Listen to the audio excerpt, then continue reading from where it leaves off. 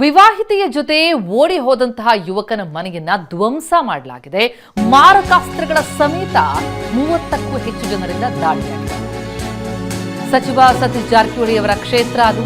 ಅಲ್ಲಿ ನಡೆದಂತಹ ಭೀಕರ ಕೃತ್ಯ ಯಮಕನಮರಡಿ ಕ್ಷೇತ್ರದ ಬರ್ಮ್ಯಾನಟ್ಟಿ ಗ್ರಾಮದಲ್ಲಿ ಈ ಕೃತ್ಯ ನಡೆದಿದೆ. ಬೆಳಗಾವಿ ತಾಲೂಕಿನಲ್ಲಿರುವಂತಹ ಬರ್ಮ್ಯಾನಟ್ಟಿ ಗ್ರಾಮದಲ್ಲಿ ತಲವಾರ್, ಜಂಬೆ, ಕುಡುಗೋಲು, ಬಡಿಗೆ ಸಮೇತ ಅಟ್ಯಾಕ್ ಮಾಡಿದ್ದಾರೆ. ಮನೆಯಲ್ಲಿದ್ದ ಯುವಕನ ಕುಟುಂಬಸ್ಥರ ಹತ್ಯೆಗೂ ಕೂಡ ಯತ್ನ ಆಗಿದೆ. ಓಡಿ ಹೋದಾಕೆಯ ಪೋಷಕರು ಮತ್ತು ಪತಿ ಕುಟುಂಬಸ್ಥರ ಕೃತ್ಯ ಇದು. ವಿವಾಹಿತೆಯ ಜೊತೆ ಓಡಿ ಹೋಗಿದ್ದಾನೆ ಯುವಕ. ಹಾಗಾಗಿ ಆ ಯುವಕನ ಮನೆ ಧ್ವಂಸ ಆಗಿದೆ. ಓಡಿ ಹೋದಾಕೆಯ ಪೋಷಕರು ಮತ್ತು ಆಕೆಯ ಪತಿ ಕುಟುಂಬಸ್ಥರು ಈ ಕೃತ್ಯ ಎಸಗಿದ್ದಾರೆ. ಆ ಭೀಕರ ಕೃತ್ಯ ನೋಡ್ತಾ ಇದ್ದೀವಿ.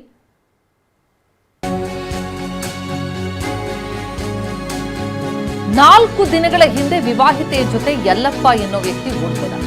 ಕಳೆದ ವರ್ಷ ಇದೇ ಗ್ರಾಮದ ಬಸಪ್ಪನ ಜೊತೆ ಆ ಓಡಿ ಹೋದ ಯುವತಿ ನಾಗವ್ವ ವಿವಾಹ ಆಗಿದೆ. ಬಸಪ್ಪ ನಾಯಕ ಮತ್ತು ಯಲ್ಲಪ್ಪ ನಾಯಕ ಇಬ್ರು ಸ್ನೇಹಿತರೆ.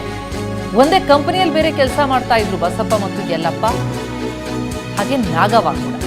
ಈ ವೇಳೆ ಸಲಿಗೆ ಬೆಳೆದು 4 ದಿನಗಳ ಹಿಂದೆ ನಾಗವ್ವ ಜೊತೆ ಪರಾರಿಯಾಗಿದ್ದಾನೆ. ಆಕ್ರೋಶಗೊಂಡು ಯಲ್ಲಪ್ಪ ಮನೆಯವರ ಮೇಲೆ ಬಸಪ್ಪ ಕುಟುಂಬಸ್ಥರು ದಾಳಿ ಮಾಡಿದರು. ಬಸಪ್ಪ, ಯಲ್ಲಪ್ಪ ಮತ್ತು ನಾಗವ್ವ ಒಂದೇ ಕಡೆ ಕೆಲಸ ಮಾಡ್ತಾ ಇದ್ರು. ಬಸಪ್ಪ ಯಲ್ಲಪ್ಪ ಸ್ನೇಹಿತರು ಕೂಡ.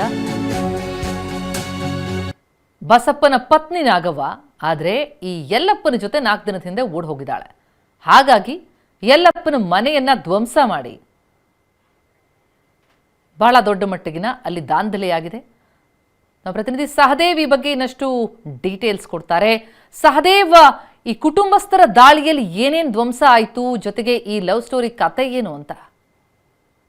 ಇದೇನು ಬೆಳಗಾವಿ ತಾಲೂಕಿನ ಬರ್ಮಾನಟ್ಟಿ ಗ್ರಾಮದಲ್ಲಿ ಅಮಾನವೀಯ ಘಟನೆ ಅಂತ ಹೇಳ್ಬೋದು. ಯಾಕಂತಂದ್ರೆ ಬೆಳಗಾವಿ ಆ ಮನೆಯ ಯಲ್ಲಪ್ಪ ನಾಯಕ್ ಏನಿದ್ದಾನೆ, ಈತ ಉದ್ಯಮ ಭಾಗದಲ್ಲಿ ಖಾಸಗಿ ಕಂಪನಿಯಲ್ಲಿ ಕೆಲಸ ಮಾಡ್ಕೊಂಡಿರ್ತಾನೆ. ಇಂಥದ್ದೊಂದು ಸಂದರ್ಭದಲ್ಲೇ ಅಲ್ಲಿ ಕೆಲಸ ಮಾಡ್ತಾ ಇದ್ದಂತಹ ಮಹಿಳೆ ಕೂಡ ಈತನಿಗೆ ಪರಿಚಯ ಆಗ್ತಾಳೆ. ಇಬ್ರು ಕೂಡ 4 ದಿನಗಳ ಹಿಂದೆ ಓಡಿ ಹೋಗ್ತಾರೆ. ಇದು ಒಂದ್ ಕಡೆ ಆದ್ರೆ, ಮತ್ತೊಂದು ಕಡೆ ಆ ಯುವತಿಯ ಕುಟುಂಬಸ್ಥರು ಮತ್ತು ಗಂಡನ ಮನೆಯವರು ಇಬ್ರು ಸೇರ್ಕೊಂಡು ಏಕಾಏಕಿ ಈ ಒಂದು ಯಲ್ಲಪ್ಪ ನಾಯಕ್ ತಂದೆ ಮನೆ ಮೇಲೆ ಅಟ್ಯಾಕ್ ಅನ್ನ ಮಾಡಿರುವಂತದ್ದು.